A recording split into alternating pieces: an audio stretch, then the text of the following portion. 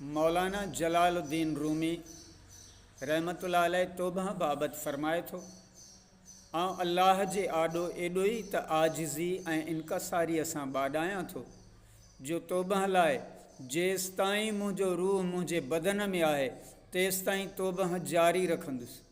बेशक हथ वॾाई ऐं मग़रूरी दोज़ख ॾांहुं वठी वञनि था। पंहिंजे कयल गुनाहनि जे करे ई इहा सज़ा भोगणी पवे थी।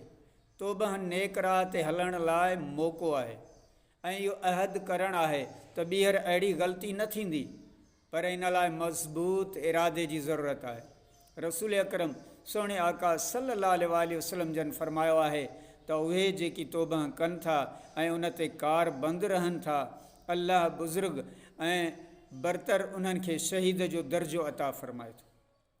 ऐं उहे जेकी तौबह बि कंदा रहनि था पर बद आमालनि खां पासो नथा कनि से ॼण त छुटकारे जे दरवाज़े ते पहुची मज़ाक़ ऐं ठठोली करे नाकाम मोटी अचनि था।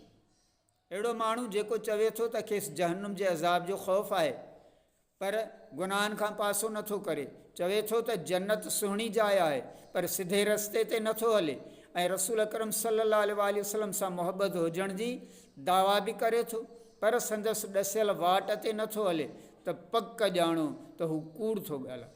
सो इहो यकीन करणु ॾुखियो आहे त को माण्हू गुनाह बि कंदो रहे ऐं ज़ाहिरी तौरु तौबह बि करे ऐं पोइ बि हू ख़ुदा जो नेक बानो थी सघे थो। अल्लाहु अकबर।